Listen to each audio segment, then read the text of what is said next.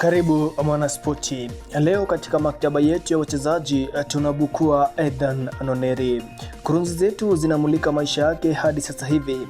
Noneri alizaliwa Machi 21 mwaka 2007 huko London, Uingereza. Ana asili ya Kinigeria na ni kinda ambaye ana bahati sana ya kuzaliwa katika familia yenye mapenzi ya soka kupindukia.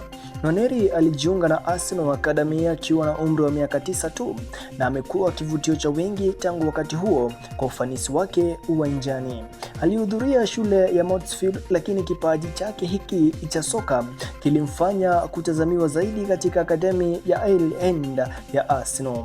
Huyu ni kinda mwenye uwezo wa kucheza kama kiungo au mshambuliaji. Kumekuwa na ushawishi mkubwa kutoka kwa vilabu kubwa za Ulaya wakitaka kumpa mkataba, lakini alichagua Arsenal. Huyu Noneri ni kiungo mshambulizi mwenye kasi ya ajabu. Pia ni kinda anayemiliki mbinu bora zaidi na uwezo wa kuongoza mashambulizi.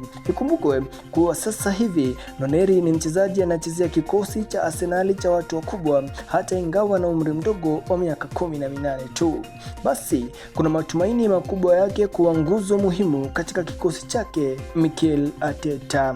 Bila shaka Ethan Noneri ni moja wa vipaji vya soka ambavyo vinaweza kubadilisha historia nzima ya Arsenal. Ikiwa Ethan Noneri ataendelea na umahiri huu wake, sina budi kusema kuwa ana nafasi kubwa zaidi ya kuwa mmoja wa viungo bora zaidi kote duniani, EPL na pia timu ya taifa ya Uingereza katika miaka ya usoni. Huyu ni kinda ambaye rada zote duniani zinamulika, nao mashabiki wa Arsenal wana kila sababu ya kutabasamu. Tegea hapa kwa uhondo kamili. Mimi ni Spice Sports.